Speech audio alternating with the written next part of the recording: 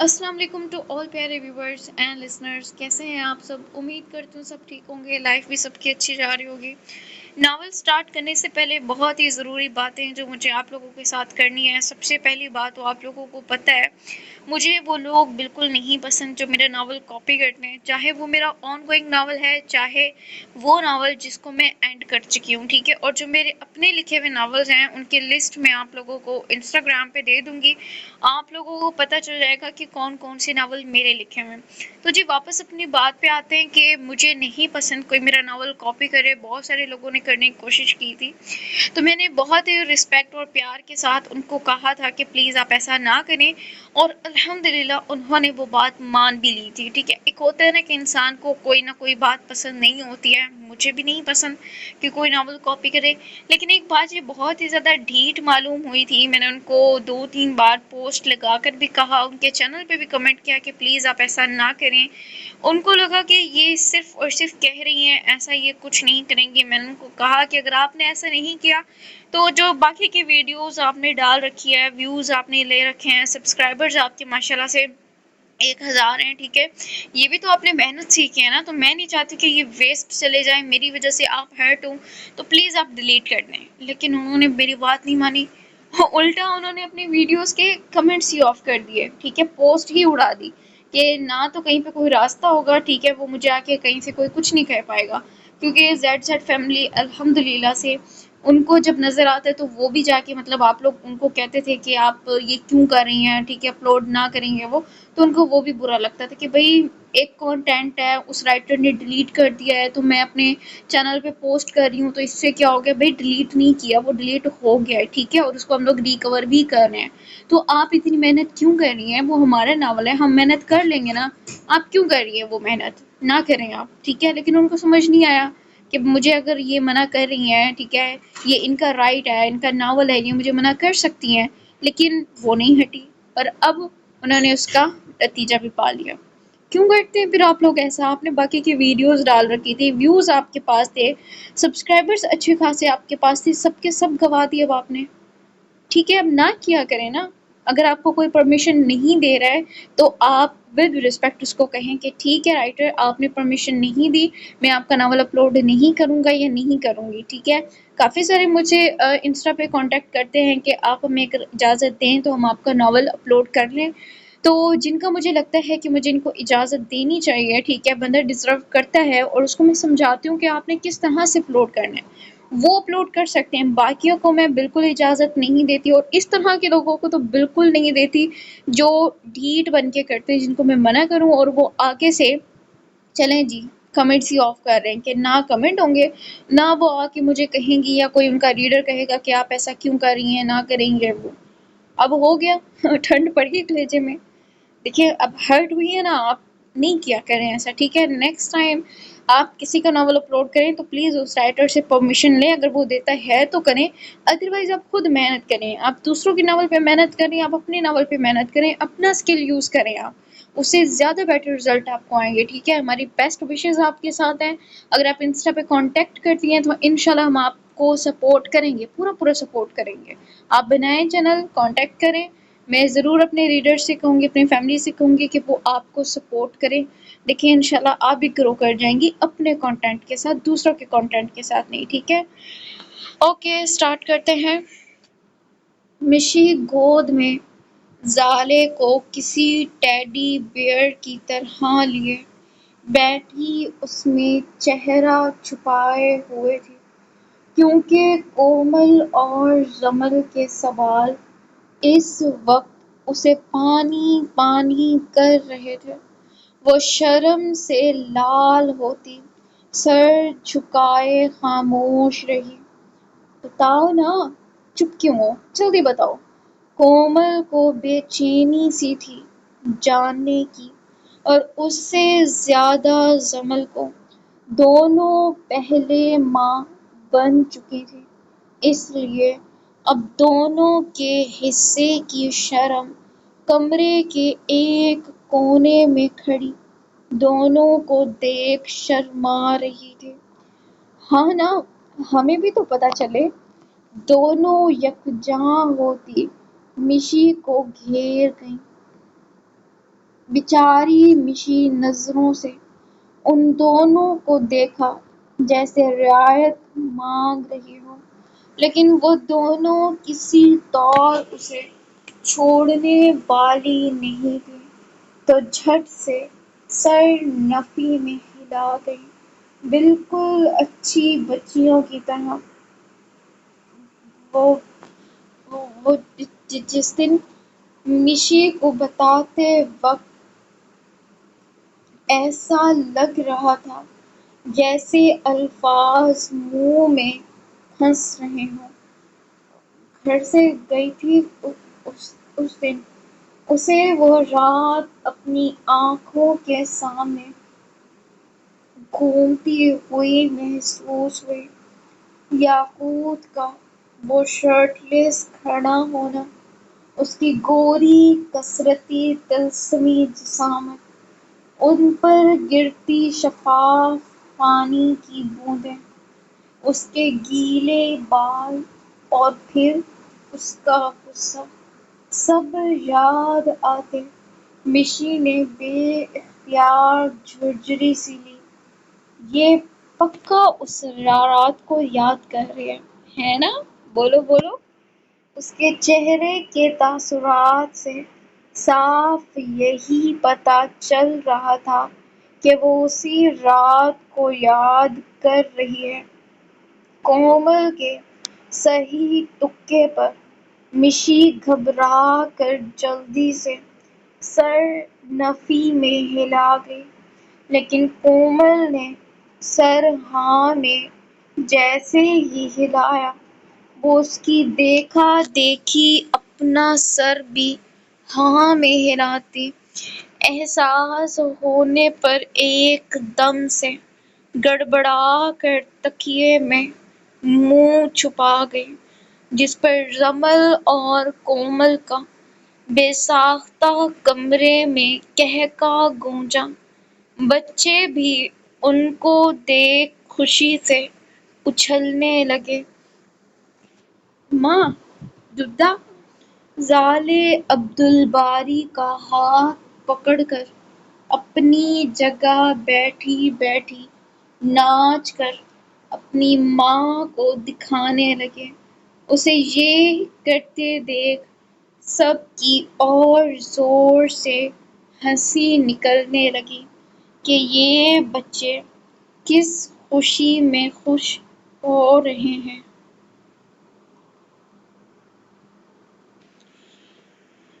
لیکن وہ یہ جانتی کہ بچے من کے سچے تھے، بنا مطلب کے بھی سب کی خوشیوں میں خوش ہو سکتے تھے۔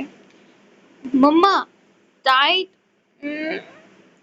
زامل کو زالے کے ہاتھ میں وہ چمکتی رنگ نظر آ گئی جو صرف 8 دن کے عبدالباری نے 4 ماہ کی زال زحال خان کو پہنائی تھی، اور اس آنے والی سلطنت کی شہزادی کو ہمیشہ کے لیے اپنے نام کر لیا تھا۔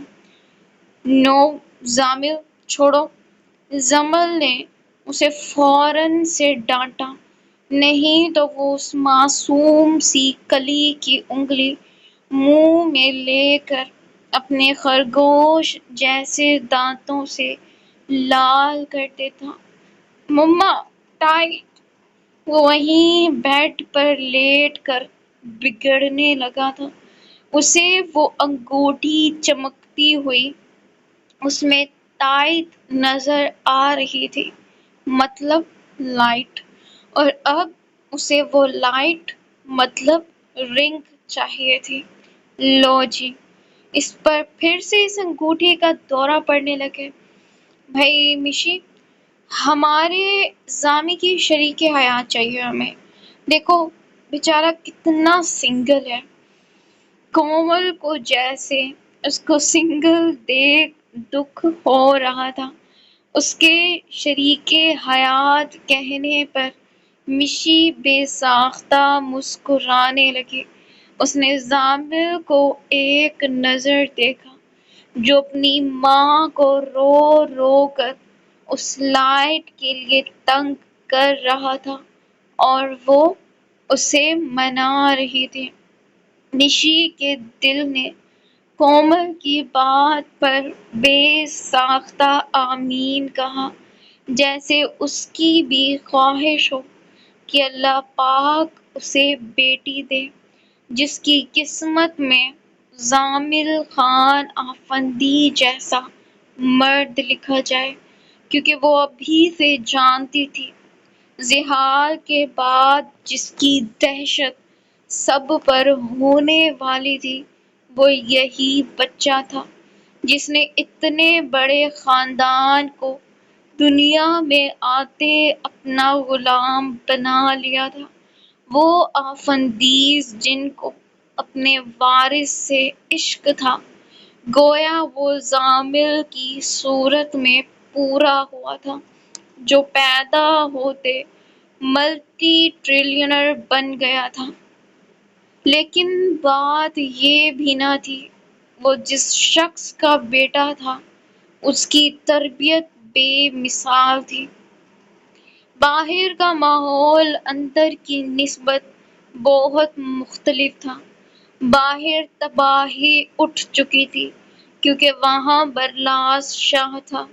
اس نے اسپیکر رکھتے فل والیوم میں گانے چلا کر پورے بادشاہ ولا کو سر پر اٹھا لیا تھا اور خود ناچ ناچ کر اپنے بھائیوں کو پاگل کر دیا تھا۔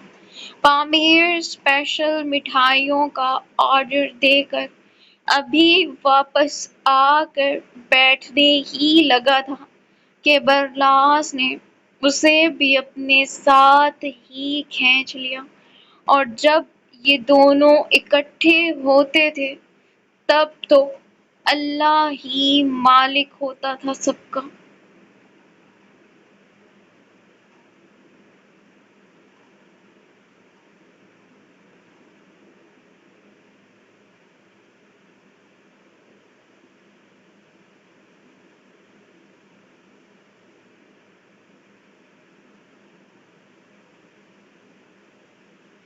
یاقوت اور زحال صوفے پر بیٹھے ان دونوں کو دیکھ رہے تھے۔ یاقوت کے چہرے پر مسکراہٹ تھی کیونکہ اس کے بھائی تھے ایسے، اور ساتھ ان کی حرکتیں۔ البتہ زحال اب تک اسپاٹ نظروں سے ان دونوں نمونوں کو دیکھ رہا تھا جو ایک دوسرے کے گرد گھوم کر فل مستی میں ڈانس کر رہے تھے۔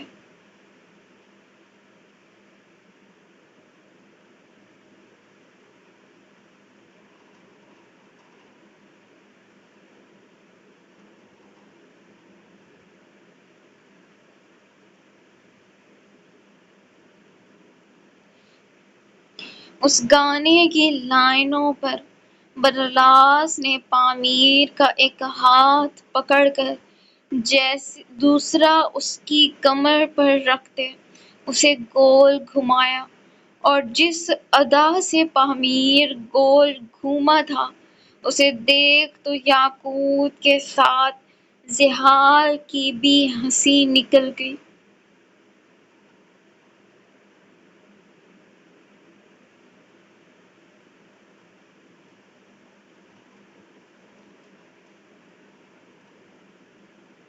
اس لائن پر پامیر نے صوفے پر پڑا دوپٹہ اٹھا کر جو حسیناؤں والی ادا دکھائی تھی اس پر تو یاقوت اور زحال کے ساتھ برلاس کا بھی پھوٹ کر قہقہہ نکلا تھا۔ اس نے بھی دوسرا دوپٹہ سر پر باندھ لیا اور فل ہیرو والے موڈ میں آتے اپنی ہیروئن کو کمر سے تھام گیا۔ پورا لاؤنج دھمک سے گونج رہا تھا جس میں یاقوت اور زحال کے قہقہے بھی شامل تھے۔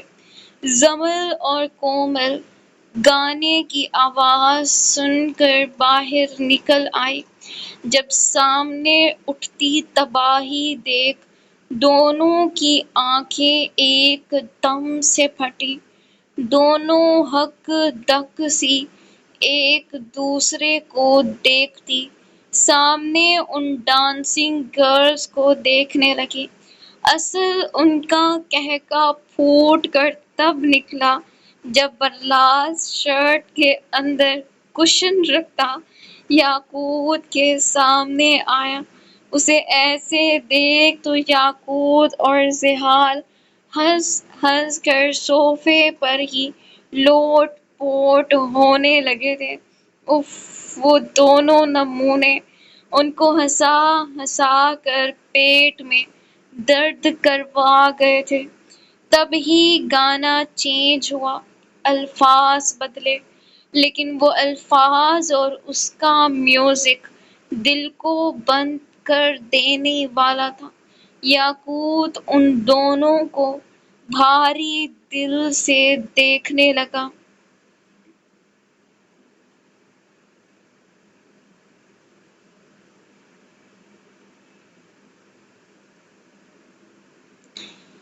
وہ کشن کا بیبی بنائے یاقوت کو دکھا رہے تھے، جس پر اس کے چہرے پر خوشی اور تکلیف دونوں ایک ساتھ پھر سے نمودار ہوئے۔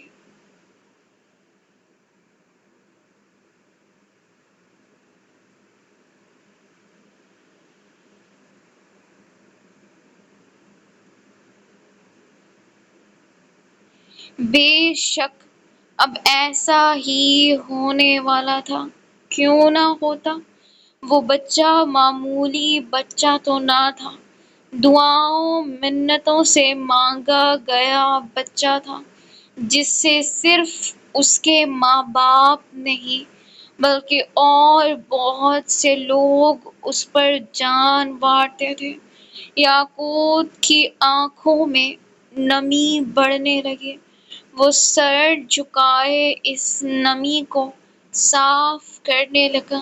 جب اسے ایسے کرتے دیکھ زحال سیدھا ہو بیٹھتا، اس کے کندھے پر ہاتھ رکھ گیا۔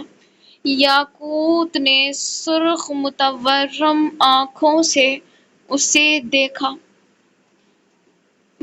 مجھے یقین نہیں آ رہا۔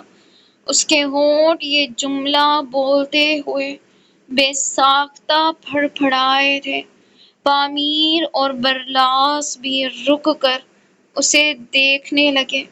برلاس نے اسپیکر بند کر دیے۔ یقین کر لو، وہ معجزے کرتا ہے اور بندہ بے یقین ہو جاتا ہے۔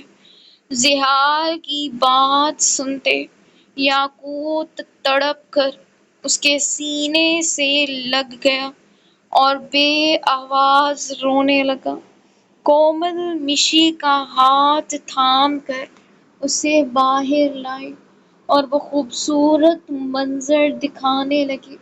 یاقوت کو اتنا بے بس دیکھ مشی کا دل جیسے منہ کو آ گیا تھا۔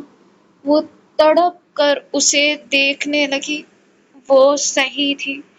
اس سے زیادہ اولاد کی خواہش یاقوت مرزا کو تھی، جسے شروع دن سے بچے بہت پسند تھے اور اسے ہی یہ نعمت ملنے میں دیر لگ گئی تھی، لیکن مل چکی تھی۔ دیکھا، مرد کو اولاد بہت عزیز ہوتی ہے۔ اگر شادی کے بعد وہ کسی چیز کی شدت سے خواہش کرتا ہے تو وہ اولاد ہوتی ہے۔ کومل کی بات پر مشی نے اس کی جانب دیکھا۔ کومل نے ہاتھ بڑھا کر اس کے بہتے آنسو صاف کیے۔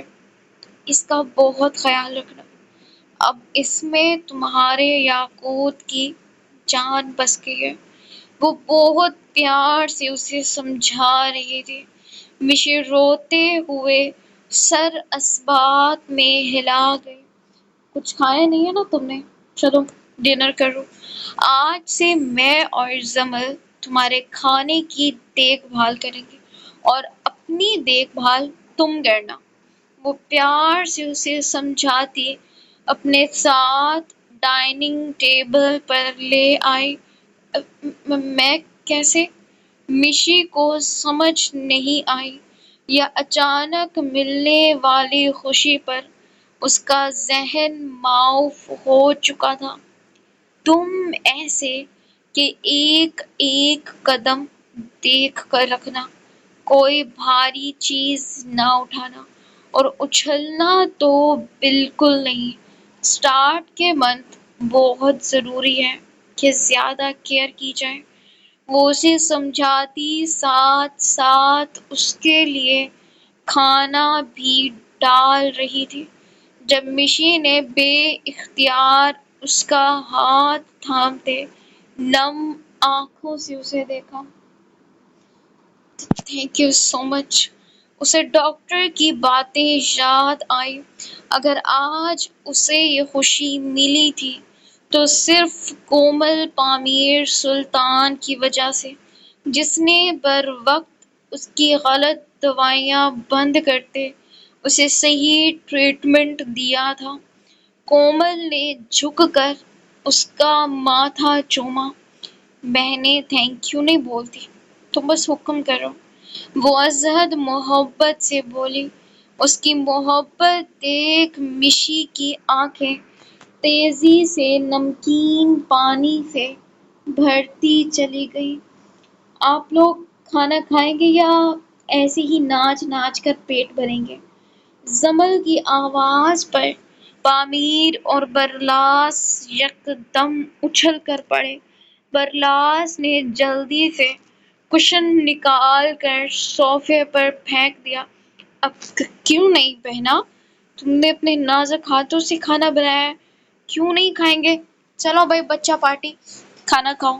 پامیر سب کو لیتا ڈائننگ ٹیبل پر آ گیا۔ زحال وہیں بیٹھا تھا جب زمل اس کے پیچھے آ کر کھڑی ہوئی۔ آپ کو میں الگ سے دعوت دوں؟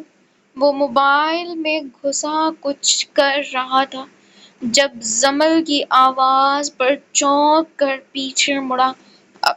نہیں بس آ گیا۔ جھٹ سے موبائل پینٹ کی جیب میں رکھتے پاشا دا بیسٹ اپنی کرسی پر۔ اسے ایسے دیکھ تینوں کھسیانی سی ہنسی ہنسنے لگے۔ زحال نے اپنے تینوں خرافاتی بھائیوں کو گھورا۔ دہشت ہے بھائی، دہشت ہے۔ ذرا ویڈیو بنا کر اپنے شریکوں کو بھیجو تو صحیح، دو چار ایسے ہی ہارٹ اٹیک سے ٹپک جائیں گی۔ پامیر کی زبان کینچی کی طرح چلتی سب کو ہنسا گئی۔ پاشا دا بیسٹ اپنی بیوی سے ڈرتے ہوئے۔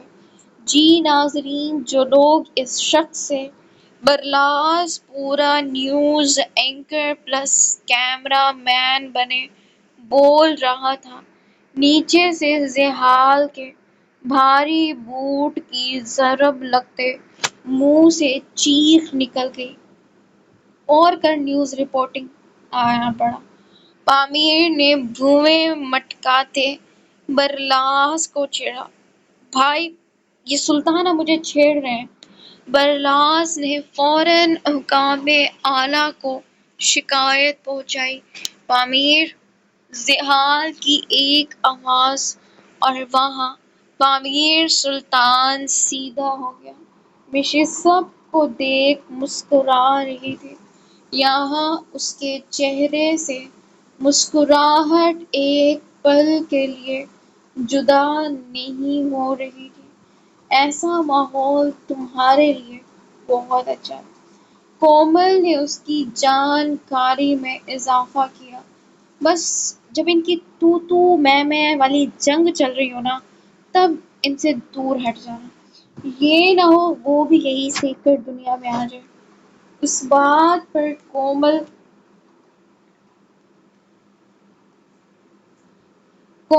کی اس بات پر مشی کی ہنسی چھوٹ گئی۔ آج مجھے کالج سے نیوز دیکھنے کا کہا گیا۔ میں نے جیسے ہی چلائی، سامنے کوئی سلمان بٹ نظر آ گیا۔ اللہ توبہ! اتنی بے دردی سے اسے مارا گیا ہے۔ زمر کو یاد آتے وہ کانوں کو ہاتھ لگانے لگی جب اس کی بات پر یاقوت اور زحال کی نظریں آپس میں ٹکرائی۔ اللہ کرے اس کو مارنے والے کو اچھی سزا مل۔ اس کا جملہ پورا ہوا بھی نہیں تھا کہ چاول بجائے حلق سے نیچے اترنے کے یاقوت کی ناک میں چلے گئے۔ وہ کھانستے ہوئے سر پر ہاتھ مارنے لگا۔ چہرہ پورا لال ہو گیا تھا۔ پانی پیو۔ زحال نے مطمئن سے انداز میں اس کی جانب پانی کا گلاس بڑھایا، جسے پکڑ کر پیتے ہوئے یاقوت زمل کو دیکھنے لگا۔ پاگل لڑکی! ایسے کسی کو بد دعا دیتے ہیں؟ اسے زمل پر پہلی بار تھوڑا غصہ آیا، لیکن زحال کی نظریں دیکھ اس غصے کو اندر ہی دبا گئے۔ اور جو اس نے کیا وہ، زمل بی بی کو تو ہول اٹھ رہے تھے جیسے وہ اس کا دودھ شریک بھائی ہو۔ تو اس آدمی کے بھی کرتوت دیکھو، ایک نمبر کا کمینہ تھا۔ سنے گا میرے منہ سے دو چار۔ وہ صحیح تپ اٹھا تھا۔ سب نے یاقوت کا اتنا ہارڈ ری ایکشن حیرت سے دیکھا۔ وہ بھلا کیوں اتنا جل رہا تھا؟ کوئی نہیں جانتا تھا کہ یہاں سلمان بٹ کا مجرم بھی موجود تھا۔ سب نے ایک خوشگوار ماحول میں کھانا کھایا۔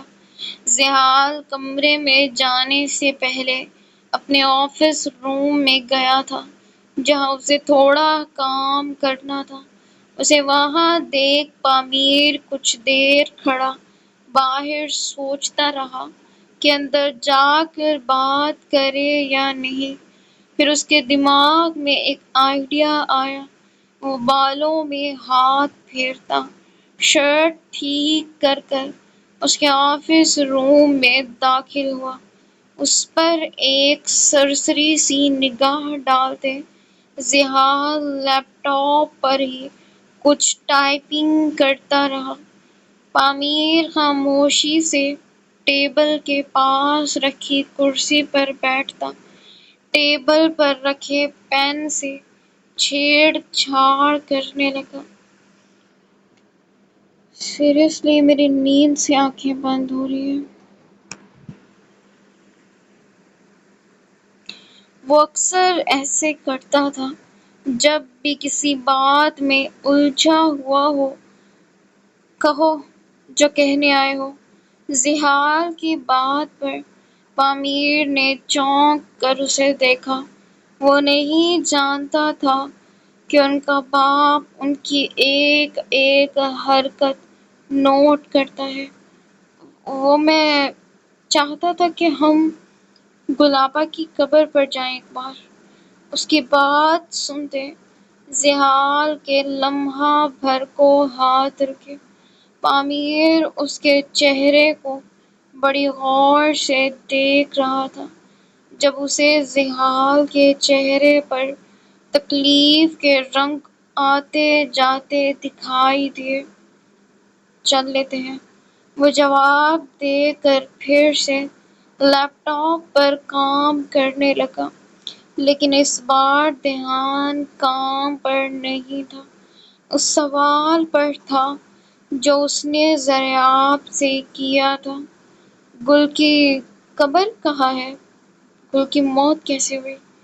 یہ وہ سوال تھے جو آج بھی جواب کے بغیر ادھورے تھے۔ ٹھیک ہے، میں کل دریاب لالا سے قبرستان کا پتہ پوچھتا ہوں، پھر فاتحہ پڑھائیں گے۔ وہ یہ کہتے اٹھ کھڑا ہوا۔ زحال کچھ نہیں کہہ سکا۔ اس کی تکلیف اس وقت لفظوں میں بیان کرنے سے قاصر تھی۔ وہ خاموش رہا۔ اس کی خاموشی میں بھی درد پامیر کو محسوس ہو رہا تھا۔ کیسے نہ ہوتا؟ جس پر فاتحہ پڑھی جانی تھی وہ اس کی بہن تھی۔ پامیر آفس روم سے دروازے پر کھڑا مڑ کر کام کرتے ہوئے زحال کو دیکھنے لگا۔ ہم جائیں گے ضرور، لیکن گل پر نہیں، ان کے دشمنوں پر فاتحہ پڑھنے۔ وہ دل ہی دل میں سوچتا، ارادہ مضبوط کر کر وہاں سے نکل گیا۔ کمرے تک آتے آتے اس کے شارپ مائنڈ نے پورا آئیڈیا بنا لیا تھا، اور ایسا آئیڈیا جو اب صرف تباہی لے کر آتا۔ اب سے گل کے دشمنوں کی الٹی گنتی شروع تھی۔ مشی کومل کے پاس تھی۔ وہ اسے دوائیں کیسے لینی ہیں یہ بتا رہی تھی۔ پامیر کے کمرے میں آنے سے پہلے وہ اپنے کمرے میں چلی گئی تھی، لیکن کمرے کے باہر پہنچتے اس کا دل زور سے دھڑکا۔ اندر یاقوت تھا، اور اس نے اب تک اس کے بعد سے یاقوت کا سامنا نہیں کیا تھا، جو بہت مشکل تھا۔ وہ دھڑکتے دل کو قابو کرتی ہاتھ میں پکڑی میڈیسنز کو مضبوطی سے پکڑ کر کمرے کا دروازہ کھول کر اندر داخل ہوئی۔ جب اس کی نظر یاقوت کی پیٹھ پر پڑی، وہ وارڈروب میں سر دیے کچھ ڈھونڈ رہا تھا۔ مشی ملتجی نگاہوں سے اسے دیکھتی، بیڈ پر میڈیسن رکھ کر اسے دیکھنے لگی۔ کیا ڈھونڈ رہے ہو؟ اسے یاقوت پریشان سا لگا۔ تبھی بے چین ہوتی ہاتھوں کی انگلیوں کو آپس میں الجھائے پوچھنے لگی۔ تبھی یاقوت مڑ کر اس کی جانب دیکھنے لگا۔ وہ ازحد سنجیدہ تھا۔ اس کے ہاتھ میں ایک باکس تھا، جسے دیکھ مشی کچھ ٹھٹک سی گئی۔ یاقوت نے باکس کی جانب دیکھا اور پھر مشی کو۔ یہ کیا ہے؟ وہ ایک قدم آگے آتی اسے دھیمی آواز میں پوچھنے لگی۔ یاقوت خاموش رہا اور دھیرے سے آگے آ کر باکس بیڈ پر رکھتے مشی کا ہاتھ تھام کر بیڈ پر بٹھایا۔ وہ ہک دک سی اسے دیکھ رہی تھی۔ جب یاقوت پینٹ تھائی سے اوپر کھسکاتے اس کے سامنے فرش پر دو زانوں ہو کر بیٹھا اور باکس اٹھا کر کن اکھیوں سے اسے دیکھنے لگا۔ جب اسے دیکھتے ہوئے اس کی آنکھوں سے دو موتی ٹوٹ کر اس باکس پر گرے۔ مشی اسے بند دل کے ساتھ دیکھ رہی تھی۔ یاقوت نے دھیرے سے اس باکس کو اوپن کیا، جس کے کھلتے ہی مشی کا جیسے سانس تک رک گیا۔ اس میں اوپر ہی نیو بورن بیبی کے شوز دکھائی دے رہے تھے۔ مشی کو لگا جیسے وہ سانس نہیں لے رہی۔ یاقوت نے کانپتے ہاتھوں سے وہ شوز نکالے، جس کے نیچے ایک وائٹ شرٹ دکھائی دی۔ اس نے وہ بھی دھیرے سے نکال کر سیدھی کرتے اپنی لیپ پر رکھی۔ اسی میں بیبی کے ننھے ننھے ہاتھوں کے بریسلیٹ تھے، اتنے چھوٹے کہ یاقوت کی مردانہ دو انگلیوں میں پورے آ گئے۔ اس نے جیسے ہی نگاہ اٹھا کر مشی کو دیکھا، مشی وہیں بے جان سی ہو گئی۔ یاقوت کی آنکھیں سرخ تھیں، اتنی کہ لگ رہا تھا اب ان سے خون چھلکے گا۔ آج ان پرکشش آنکھوں میں آنسو جمع تھے۔ میں جب اس سے بولنا مشکل ہو رہا تھا، دل بھاری ہوتے پھٹنے کے قریب تھا۔ جب بھی بچوں کے لیے کچھ لاتا تھا تو ہونٹ پھڑپڑائے، منہ سے خاموش صبح کی برآمد ہوئی۔ یہ دیکھ مشی کا دل جیسے کٹ کر رہ گیا۔ میں یہ بھی لے لیتا تھا، جانتا نہیں تھا کہ کبھی ان کو پہننے والا میری زندگی میں آئے گا، بس لے کر رکھ لیتا تھا۔ یہ بتاتے ہوئے وہ سر جھکا کر رو پڑا تھا۔ مشی اسے ایسے روتے دیکھ تڑپ کر اس کا چہرہ اپنے نازک ہاتھوں میں تھام گئی۔ امید چھوڑتی تھی کہ میں باپ بن سکتا۔ وہ نہیں کر پایا جملہ پورا اور سسک کر رو پڑا۔ اس کو روتے دیکھ مشی بھی رو پڑی۔ تھینک یو سو مچ، تم نے مجھے آج مکمل کر دیا۔ وہ مشی کے ہاتھ تھامے کس تڑپ سے بول رہا تھا۔ آج اس کی حالت قابل ترس تھی۔ آج پتہ چل رہا تھا کہ جو بظاہر دکھاتا تھا کہ اسے اولاد کے ہونے نہ ہونے سے کوئی غرض نہیں، آج پھوٹ کر باہر آ رہا تھا۔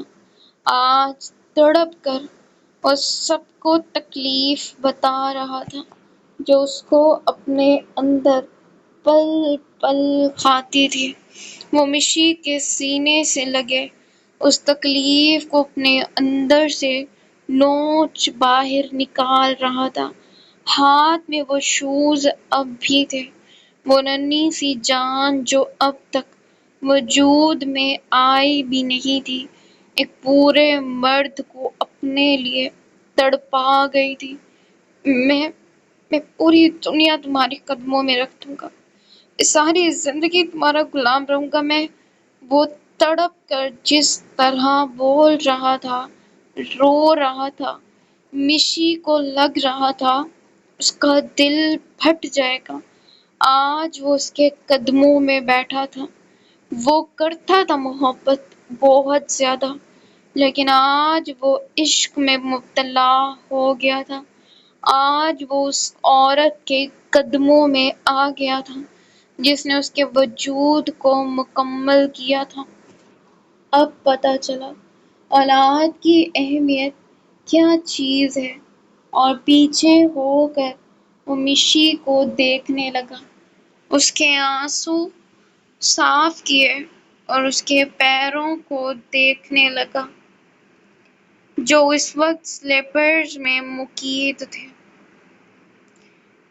ان پر اس نے جیسے ہی ہاتھ رکھا، مشی نے تڑپ کر پیر پیچھے کھینچ لیے۔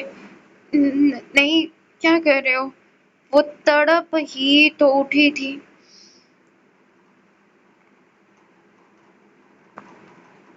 یہاں میرے بچوں کی جنت ہے، اسے چھونے میں مجھے خوشی ہوگی۔ وہ دھیمے لہجے میں بولتا، آج اس کے قدموں پر بھی بوسہ دے گیا تھا۔ مشی کو لگا آج وہ کسی اور ہی دنیا میں ہے، جہاں سکون کی وادیاں ہیں۔ یاقوت اسے اٹھ کر دھیرے سے بیڈ پر بٹھاتے اس کے میڈیسن دیکھنے لگا۔ مشی بیک گراؤنڈ سے ٹیک لگائے اسے دیکھ رہی تھی۔ وہ روئے تو بھی جان لبوں پر آ جاتی، اور جب وہ اتنا خاموش ہو جائے تب بھی دل بے چین ہو اٹھتا تھا۔ مشی کو اس کی دوائیں دیتے دھیرے سے بیڈ پر لٹایا اور اس کے سر کو تھپکنے لگا۔ وہ کتنی ہی دیر اسے دیکھتی رہی، پھر دھیرے دھیرے اس پر نیند کی غنودگی چھانے لگی۔ اسے سلا کر یاقوت نے اس پر کمفرٹر ٹھیک کرتے ایک نظر اس کی بیلی دیکھی۔ کتنی ہی دیر وہ دیکھتا رہا، آخر میں جھک کر وہاں بوسہ ثبت کیا اور اٹھ کر باتھ روم چلا گیا۔ شاور لیتے سفید شلوار قمیص پہنے اور بال خشک کرتے سر پر ٹوپی لی اور جائے نماز بچھاتے اپنے رب کے حضور کھڑا ہو گیا۔ آج بات صرف دو نوافل تک نہیں رہی تھی، آج وہ روتا گیا اور پڑھتا گیا۔ اس کا رب بھی اسے محبت سے دیکھ رہا ہوگا، وہ ہمیشہ یوں اندھیرے میں اس کے پاس جا کر سب بتاتا، کیوں نہ بتاتا؟ اس کے پاس جب کوئی نہ تھا تب یہی اللہ پاک تھا، اور آج جب سب ہے تب بھی یہی ہے اور یہی رہے گا، جس کے قبضے میں سب کی جان تھی۔ صبح کا سورج پھوٹ گیا تھا اور لوگوں میں ہلچل ہونے لگی تھی۔ سب لوگ اپنے اپنے کام میں مصروف تھے۔ یہی سورج خان حویلی کے اوپر چڑھ آیا تھا۔ سیماب نے سب ملازموں کو سختی سے ہر کام کی تاکید کرتے ناشتہ بھی لگوا دیا تھا۔ جب اس کی نظر مردان خانے کی جانب سے آتے داراب پر پڑی، سیاہ رنگ کے شلوار قمیص پر اسکن رنگ کی شال لیے وہ تھکی تھکی سی چال چلتے ہوئے اندر آ رہا تھا۔ سیماب نے حیرت سے اسے دیکھا، مطلب وہ کل سے وہاں نہیں گیا تھا۔ داراب! اس کے پکارنے پر داراب نے نگاہ اس کی جانب اٹھائی اور قدم وہیں رک گئے۔ تم کدھر سے آ رہے؟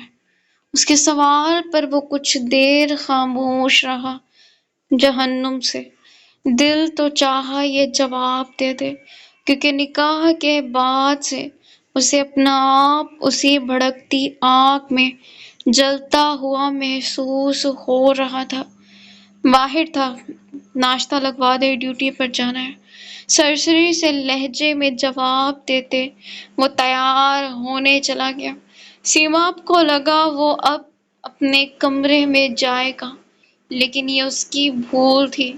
اس نے ملازم سے کہہ کر دوسرے کمرے میں وردی منگوا لی تھی اور تیار ہو کر ناشتے کی ٹیبل پر آ گیا تھا۔ یہ کیا؟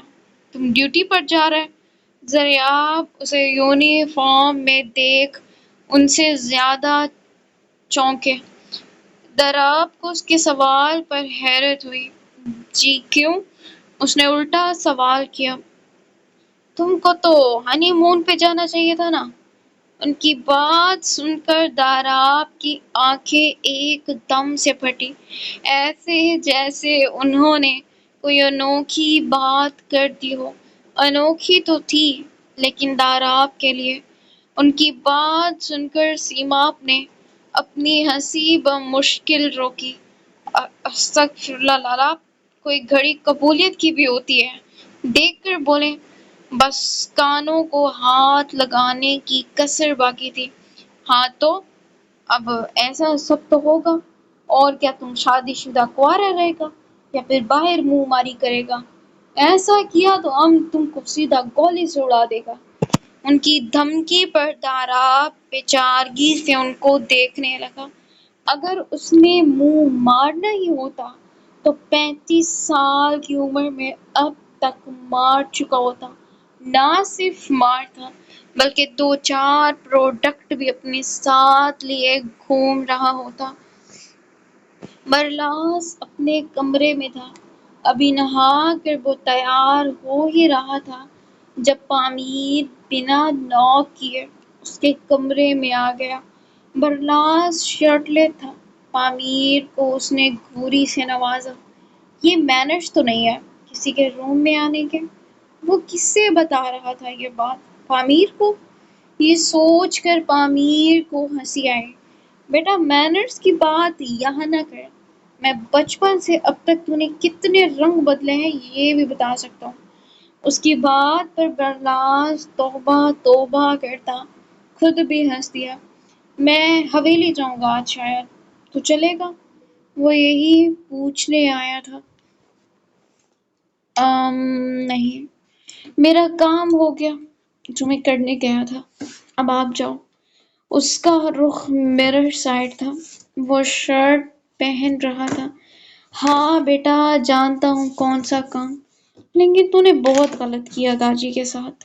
وہ واقعی افسردہ تھا۔ کیا کیا اس نے بابا کے ساتھ؟ دروازے پر کھڑے زحال کی آواز پر دونوں یک دم اچھل کر پیچھے مڑے۔ سانس تو جیسے دونوں کے ہی بند ہو گئے تھے۔ وہ کب آیا تھا میٹر نہیں کرتا، اس نے جو سوال کیا تھا اس پر دونوں کی گویا جان نکل گئی تھی۔ میں کوشش کرتی ہوں آپ لوگوں کو بڑی ایپیسوڈ دوں، لیکن اس کے باوجود جب آپ لوگ ٹارگٹ کمپلیٹ نہیں کرتے ہو تو پھر دل نہیں کرتا۔ ٹارگٹ پورا کیا کریں، جس نے چینل کو سبسکرائب نہیں کیا ہوا جلدی سے کر لے۔ ٹیک کیئر، اللہ حافظ۔